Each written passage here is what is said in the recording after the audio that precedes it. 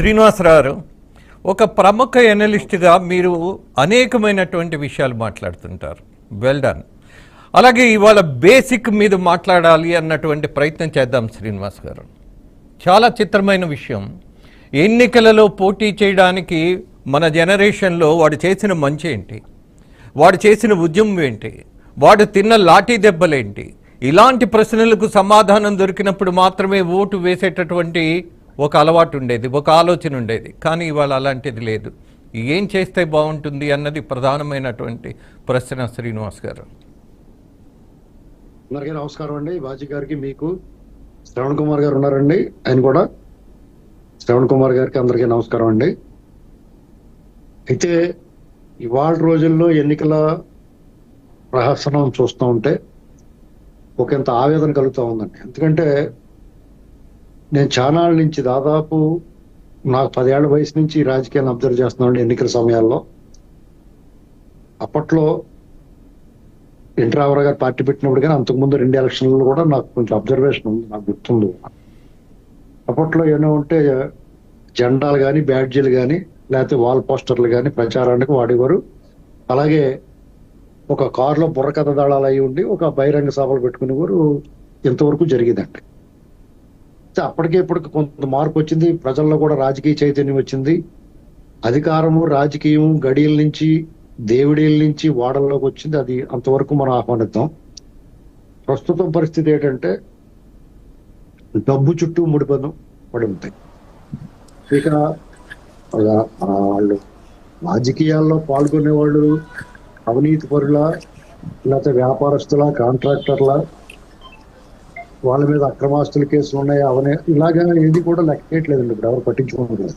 ఇక్కడ మన ప్రజాస్వామ్యంలో ఎవరికైనా పోటీ చేసే హక్కు ఉంది. శిక్ష పడితే తప్ప, శిక్ష పడిన వాళ్ళు తప్ప మిగతా వాళ్ళు ఎవరైనా సరే పోటీ చేసే హక్కు ఉంది.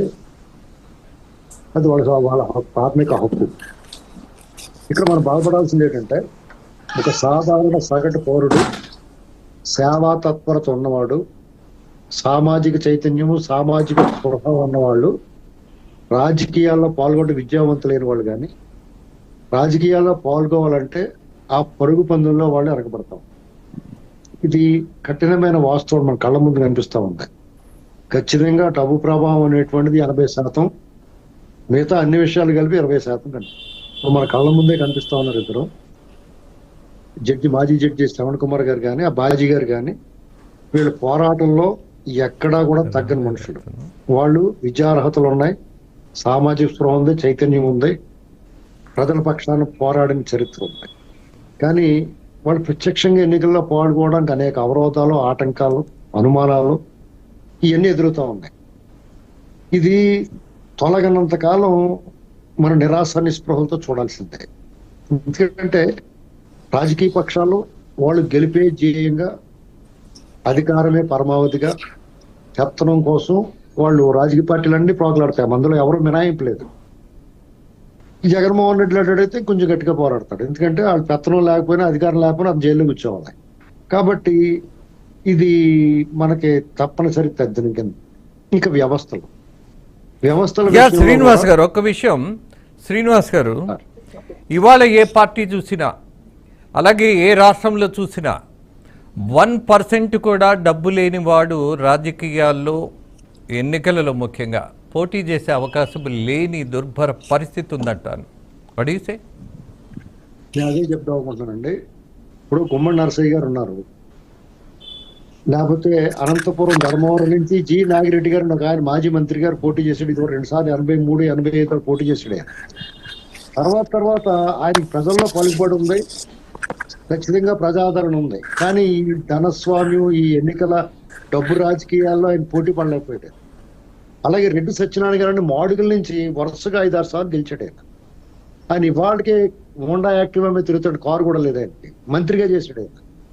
అటువంటి వాళ్ళు పోటీ పడలేరు. డిఫరెంట్ గా వాళ్ళకి కొంచెం నిస్వార్థంగా ప్రజల పట్ల, ప్రజల సమస్యల పట్ల స్పందించే గుణం ఉంటుంది.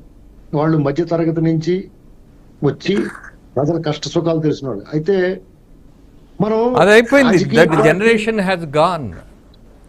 ఇవాళ ఒక సాధారణ కార్పొరేటర్ను చూసిన 50 లక్షలు 40 లక్షల కారులు ఉన్నాళ్ళు తప్పితే కాళ్ళతో నడిచేవాడు ఎవడు కనపడట్లా. జనం అవును మధ్యకు ఇప్పుడు వచ్చి కూర్చొని రాజకీయ పార్టీలు సమస్యలు కూడా చర్చించేవాడు తప్పుపట్టలేని కనపడట్లా. పరిస్థితి వచ్చింది ఇప్పుడు. ఎందుకంటే ప్రజల మైండ్ సెట్ కూడా మారింది. ఇప్పుడు మీరు ఒక క్యాండిడేట్ ని అనౌన్స్ చేసాడు అనుకోండి, అతను చాలా ధనవంతుడు, బాగా డబ్బు ఖర్చు పెడతాడంటే వాళ్ళకు మానసిక తృప్తాడు, ఖర్చు పెట్టినా ఖర్చు పెట్టకపోయినా. ఆ రకమైన ఆలోచనలోకి వచ్చేసారు ప్రజలు.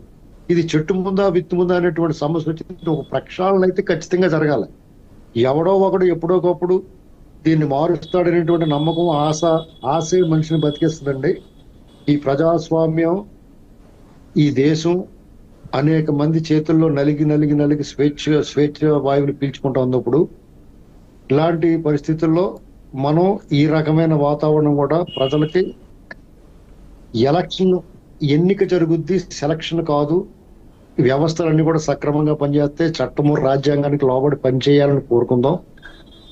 ఖచ్చితంగా విద్యావంతులు, ఉన్నత స్థాయి ఆలోచనలు కలిగిన వారు, కులాలు మతాలు ప్రాంతాలకు అతీతంగా రాజ్యాధికారం చేపట్టిన రోజు మాత్రమే ఇది సాధ్యమవుతుంది. ఇది శ్రీనివాస్ గారు, ఒక్క విషయం నేను చెప్పాలని భావిస్తున్నా.